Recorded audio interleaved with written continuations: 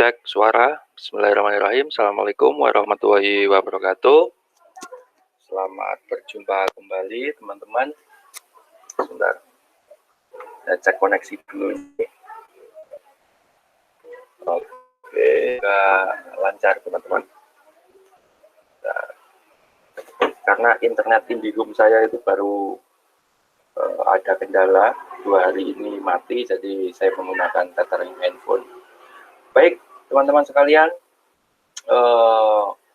hari ini saya akan menyampaikan beberapa teknis untuk ujian tengah semester terkait tentang kisi-kisi dan apa yang harus Anda kerjakan di ujian tengah semester nanti.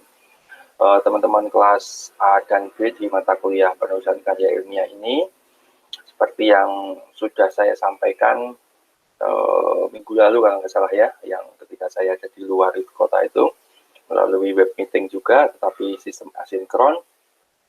Teman-teman, silakan Anda membentuk kelompok ya, silakan Anda membentuk kelompok tentang PKM ya, karena memang muaranya penulisan karya ilmiah itu PKM.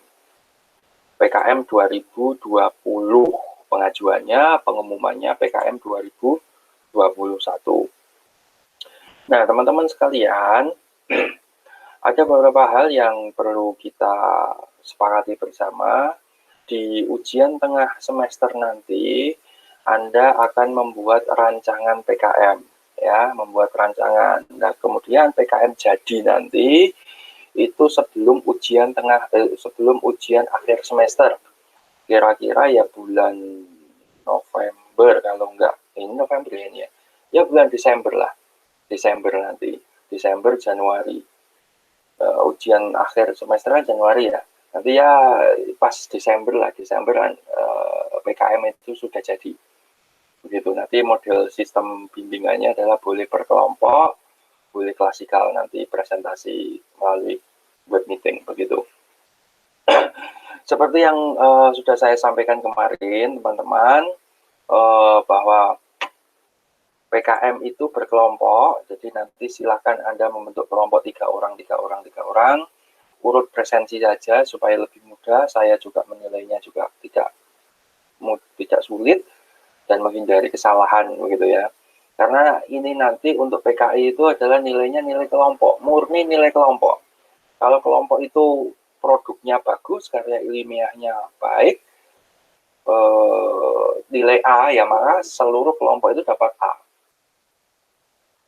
Saya tidak akan melihat peran serta, misalnya 3 kelompok ya, 3 orang ya, ada 1 orang yang tidak ikut mengerjakan, ya saya nggak tahu, ya kan saya nggak tahu. Nah, pokoknya kalau ada produk, ada nama 3, nilainya bagus, ya akan saya nilai ketiga-tiganya itu baik begitu. Tapi kalau kemarin ya, kasus-kasus kemarin itu, Bapak ini kelompok anggota atas nama ini, dia itu nggak ikut mengerjakan sama sekali, kok bisa nilainya sama dengan saya yang mengerjakan. Ya, namanya juga tugas kelompok ya. Kalau Anda merasa ada satu mahasiswa yang tidak ikut dan tidak berkontribusi dari tugas tersebut, ya sudah, nggak usah dimasukkan nilainya. Tidak usah dimasukkan namanya, di-delete saja. Kalau hanya 3 orang, yang mengerjakan 2 orang, ya udah 2 orang saja itu yang dimasukkan, yang ditulis. 1 orangnya nggak usah. Gitu teman-teman. Dipahami. Oke, teman-teman sekalian, apa tugasnya? Yaitu tugasnya bukan tugas ya. Ujiannya adalah membuat rancangan PKM. Membuat rancangan PKM atau draft. Belum jadi PKM, baru draftnya doang. Nanti draft itu Anda kerjakan secara berkelompok, 3 orang. Kalau ada yang ganjil, misalnya ada yang ganjil, terakhir 4 orang tidak apa-apa. Kalau ganjil ya, kalau bisa 3 orang. Kalau ganjilnya cuma 2 orang gimana? Ya 2 orang nggak apa-apa. Yang penting diidealkan 3 orang. Nanti yang terakhir, presensi terakhir itu kalau dapatnya 4 orang, ya 4 orang atau 2 orang, silahkan. Nanti dibagi PJ-nya masing-masing. Nah, teman-teman sekalian, nanti ketika ujian tengah semester, sistemnya kan online. Jadi nanti yang mengupload hanya ketuanya saja. ya, hanya ketuanya saja. Nanti ada ketua kelompok ya. Ketua kelompok itu biasanya name-nya yang paling atas biasanya. Itu ketuanya. Tapi monggo lah silahkan monggo silahkan didiskusikan siapa yang jadi ketuanya. Yang jadi penulis pertama gitu loh maksudnya. Itu yang nantinya akan mengupload di e-learning. Gitu. Nanti akan saya buatkan untuk unggah produknya di e-learning. Nah, untuk bisa mengunggah produknya, beberapa minggu yang lalu, teman-teman itu kan sudah saya suruh untuk membuat topik, ya, topik karya ilmiah, topik atau ide-ide gila, yang nantinya akan dikembangkan menjadi sebuah PKM. Ide-ide gila, seperti yang disampaikan dulu waktu kuliah umum bersama Pak Sugeng itu, pikirkan yang orang lain tidak pikirkan. Nah, seperti kemarin juga saya singgung, pikirkan sesuatu hal yang tidak orang lain pikirkan. Itu teman-teman ya. Nah, coba nanti didiskusikan karena ini masih wujudnya masih draft, jadi sangat terbuka untuk berubah. Kemudian setelah Anda sudah menemukan ide, Anda download PKM, pedoman PKM 2020, semuanya ya, semua mahasiswa download ini. Kemudian Anda baca, jenis PKM itu kan banyak ya, jenis PKM itu kan banyak. Nah ini jenisnya, ada PKMP, PKMK, tolong dibaca ya. Setelah dibaca, diskusi kelompok dengan kelompoknya masing-masing, kemudian menentukan. Nah, mau pilih PKMP, PKMK, PKMM, PKMT, PKMKC, PKMAI, PKMGT, atau PKM GFK. Ya, tentang isu-isu nasional begitu ya. Nanti sama aja ya diunggah ke YouTube, tapi kan tidak hanya sekadar munggah tok gitu loh. Tapi kalau Anda misalnya ya, misalnya Anda ingin membuat video konten tentang hal-hal yang baru ya, Anda suka nge-vlog itu hal-hal yang baru yang ini bisa menjadikan pilot project atau bisa menjadikan sebuah percontohan, itu boleh pakai GFK. Tapi ini program baru, tentunya akan sangat sulit ya penilaiannya. Tapi monggo dibaca-baca lagi, kemudian Anda tentukan mana yang akan menjadi poin penting dari PKM Anda. Karena nanti kalau sudah saya ambil PKMP Pak, nanti setelah Anda menentukan PKMP kan Anda membuat draftnya ya, draft proposalnya, membuat draftnya, dan nanti ketika perjalanan ya tidak boleh berubah, ya harus dimantapkan ke situ, tidak boleh berubah. Kenapa tidak boleh berubah? Nanti kalau berubah berarti kan Anda harus mengulang dari awal lagi, dan itu akan sangat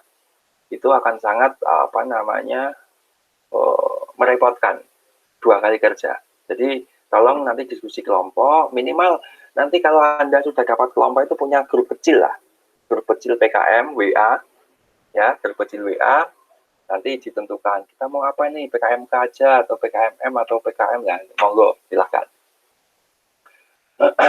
Itu teman-teman ya. Kalau sudah, nah kita akan membuat draftnya ya. Sekali lagi Anda harus download ini ya, Anda harus download ini pedomannya. Tapi kalau sudah di download, dibaca.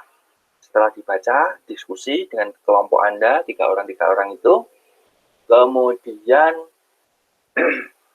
Anda menentukan mau pilih skim mana, milih skema mana, mau skema PKMK, PKMM. Kalau sudah menentukan, saya mau PKMM saja Pak, yang dibaca adalah PKMM-nya. Nanti di bawah ada itu, PKMM, khusus ada sekitar 70 halaman itu. Dibaca bareng-bareng bersama teman-teman kelompok Anda ya, dipahami maunya PKMM itu seperti apa sih. Gitu ya teman-teman ya. Oke. Kalau sudah, kita akan mulai masuk ke bagaimana membuat draftnya. Gitu ya. Membuat draftnya. Oke. Membuat draft, misalnya saya mau ambil contoh PKMK saja yang paling banyak peminatnya itu biasanya PKMK. Nah, saya carikan dulu PKMK.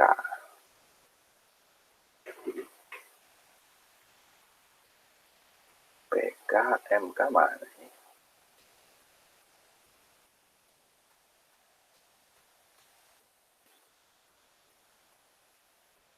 PKMP. Nah, ini PKMK teman-teman. Boleh dilihat. Di PKMK ini, yang memilih PKMK langsung saja dibuka bagian ini, dibaca sampai selesai. Nah, berapa halaman ini? Ya 20 halaman. Dibaca.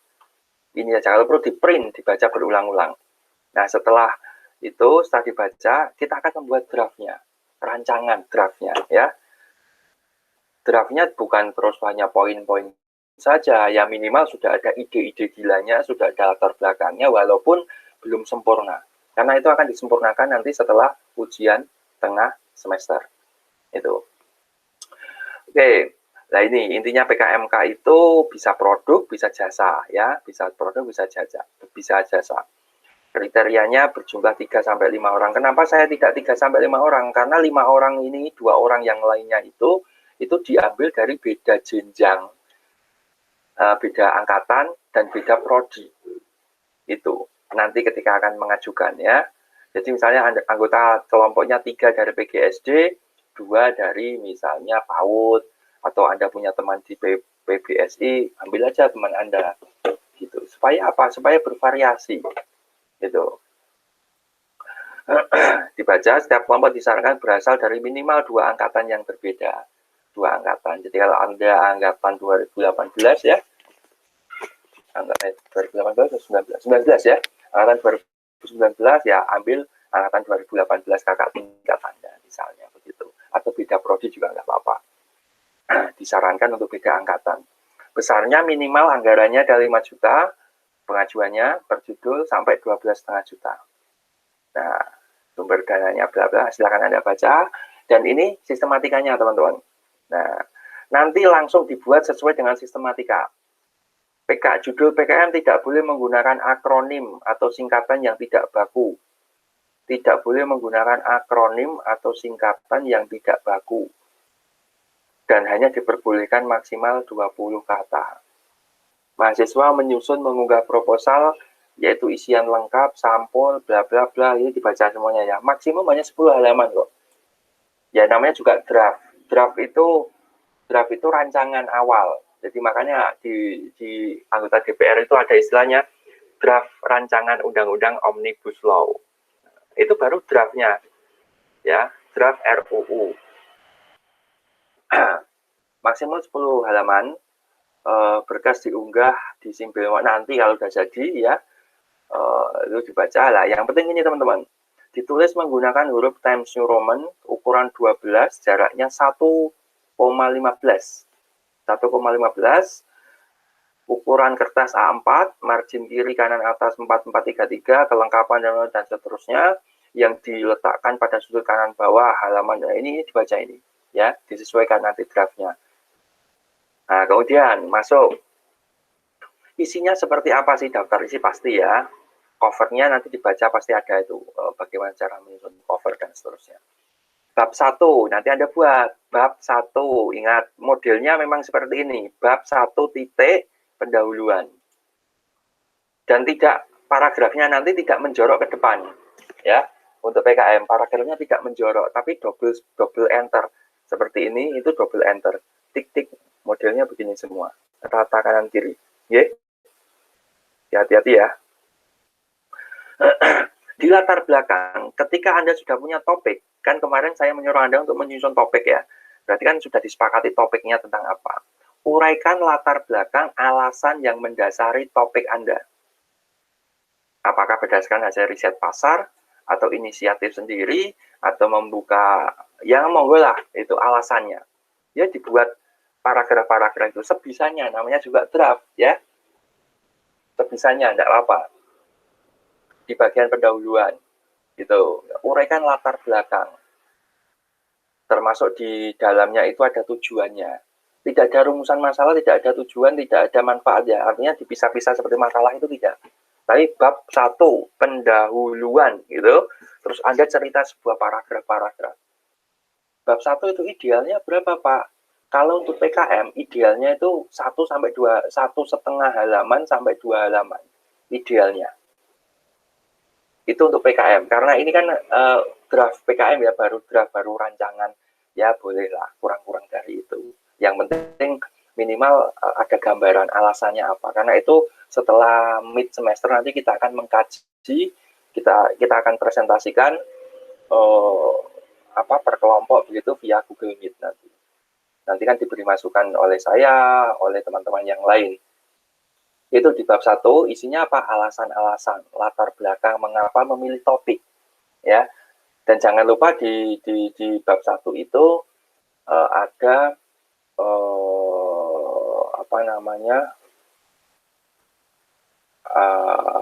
ada tujuannya ya, dijelaskan aja tujuannya. Kemudian di bab 2, gambaran umum rencana usaha. Pada bab ini, uraikan kondisi umum lingkungan yang menunjukkan potensi peluang pasar, termasuk analisis ekonomi, sajikan rencana singkat menggunakan cash flow untuk 1 tahun ke depan. Maksudnya gimana? Gambaran umum rencana usaha nanti di bab 2 ini, teman-teman ceritakan usaha yang saya bangun melalui apa, misalnya melalui online, misalnya melalui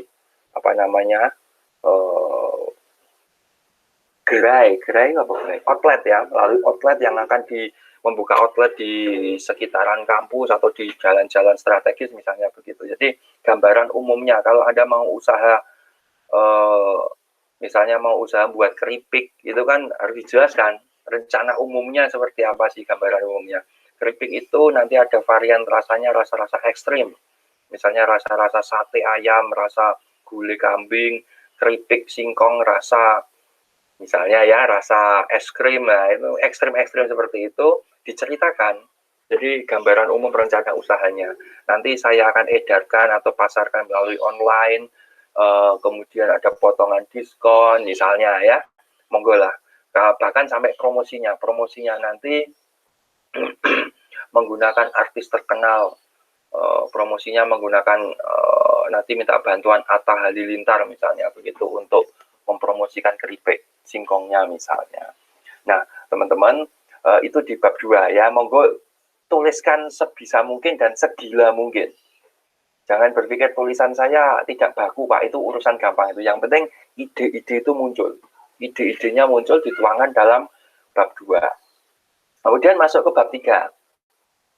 Bab 3 adalah metode. Metode pelaksanaannya adalah metode pelaksanaan menyajikan uraian teknik cara membuat, ya, mengemas, memasarkan. Nah, misalnya Anda buat keripik, berarti bahannya apa? Keripik itu kan bahannya bisa singkong, bisa macam-macam ya, ketela, bisa keripik apel, keripik buah ini, keripik itu, kan macam-macam bahannya. Bagaimana cara membuatnya? Apakah membuatnya itu mula-mula diiris tipis-tipis, kemudian digoreng, kemudian dijemur, itu kan yang tahu Anda kan, ide kegiatan itu. Kemudian bagaimana cara kemas, packagingnya, pengemasannya, apakah pengemasannya hanya dibungkus plastik doang, atau dibungkus paper bag yang bagus. Anda tahu Maici? Maici ya, keripik Maici itu yang pedesnya minta ampun itu, yang dari Bandung, keripik Maici di Alfamart ada itu kan ya cuma keripik doang, keripik biasa dikasih bon cabe yang banyak, pedes, tapi kan kemasannya bagus, packagingnya bagus, warna packagingnya juga menarik, kemudian ya menarik di packagingnya, rasanya mah sama aja. Anda tahu makaroni ngehe ya, makaroni ngehe itu di Tamsis itu dulu rame banget, sekarang sepi. Itu cuma makaroni doang, tapi ada rasa ini, rasa itu, kemudian level sekian, kemasannya bagus, tokonya nyaman, bersih, tukang yang pramusajinya juga ramah, itu rame. Dan ya makaroni doang, cuma makaroni, itu beli makaroni dikasih bumbu bon cabe atau bumbu Royco yang banyak itu juga sama, tetapi kan ada poin lebihnya. Nah, metode pelaksanaan begitu. Pengemasannya bagaimana, tonjolkan pengemasannya nanti dibentuk unik. Lah uniknya itu seperti apa gitu loh. Jangan hanya pengemasan produk ini nanti akan dikemas secara unik. Nah ya uniknya seperti apa kan nggak jelas ya uniknya. Jadi harus dijelaskan unik seperti apa atau bentuknya segitiga seperti piramida. Jadi ketika dibuka pucuknya nanti monggo lah disesuaikan gitu, sesuai dengan ide-ide Anda. Termasuk cara memasarkannya. Ya, apakah cara memasarkannya itu cara memasarkannya di online kan atau model titip ya, model titip dititipkan ke kantin-kantin gitu atau yang lain, monggo disilahkan. Intinya begitu, itu di bab 3 ya, diceritakan dulu, membuat draftnya. Yang penting paragraf-paragraf cerita. Nanti setelah itu baru kita pisah-pisah subbabnya, subbab-subbabnya. Kemudian yang ke bab 4 ya, bab 4 itu biaya dan jadwal kegiatan. Yang bab 4 itu biaya dan jadwal kegiatan. Ini di apa namanya? Dikira-kira saja ya. Biayanya itu untuk bisa jualan atau untuk bisa membuka usaha minimal 5 juta, maksimal 12,5 juta. Dibuat gelondongan saja, misalnya bahan habis pakai,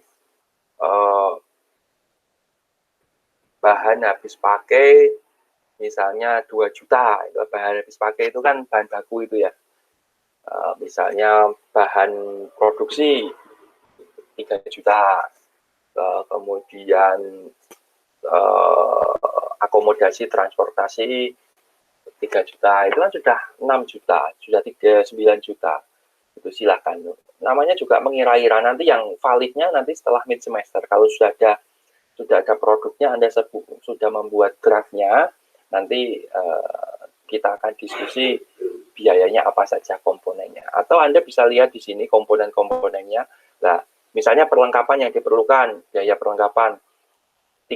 Biaya perlengkapannya itu misalnya kalau Anda mau buka toko gerai atau outlet itu kan sewa ini, sewa itu, beli apa namanya, tenda kalau pakai tenda, gerobak kalau pakai gerobak, dan seterusnya. Bahan habis pakai itu bahan baku itu loh.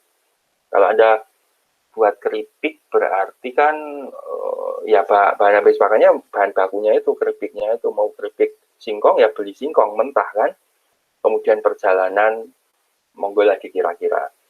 Perjalanan itu maksudnya transportasi, Anda survei lokasi, terus perizinan, dan lain-lain. Lain-lain ini disebutkan ya, jangan hanya lain-lain. Misalnya di sini dokumentasi pembuatan laporan boleh. Itu, ya, itu yang biaya dan jadwal kegiatan. Itu jadwal kegiatan dibuat barcat, tahu barcat ya? Yang ini misalnya persiapan bulan 1, bulan 2, atau minggu 1, minggu 2, minggu 3, minggu 4 itu loh. Terus nanti di merah-merah itu. Ya, yang penting dibuat dulu sebisanya ya. Sebisanya. Tapi ya jangan terus hanya tujuan latar belakang satu paragraf ya tidak. Latar belakang satu paragraf itu bukan alasan itu. Langsung ya, untuk pendahuluan langsung to the point. Maksudnya to the point itu ya langsung, jadi nggak usah misalnya Anda membuat keripik gitu ya, membuat keripik singkong misalnya, tapi jangan, karena tidak gila, idenya tidak gila itu.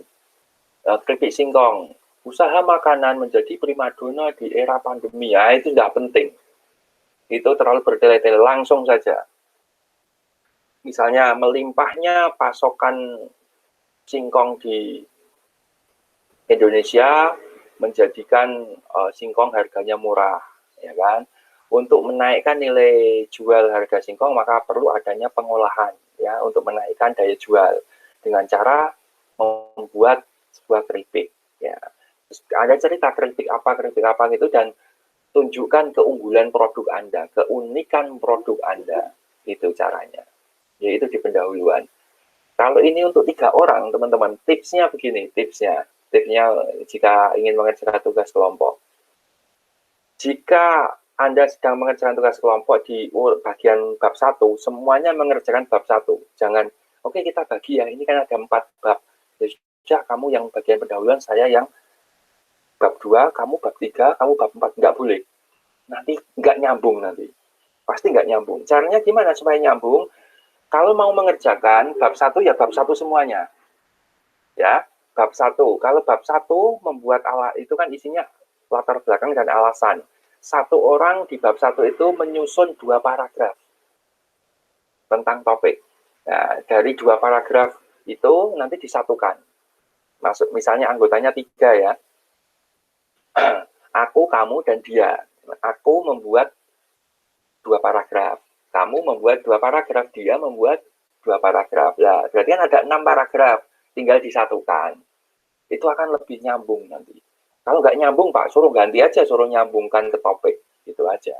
Nanti kalau bab 1 sudah selesai, masuk ke bab 2 juga sama begitu. Jadi nanti bareng-bareng gitu loh. Sampai selesai itu bareng. Jadi semua punya andil.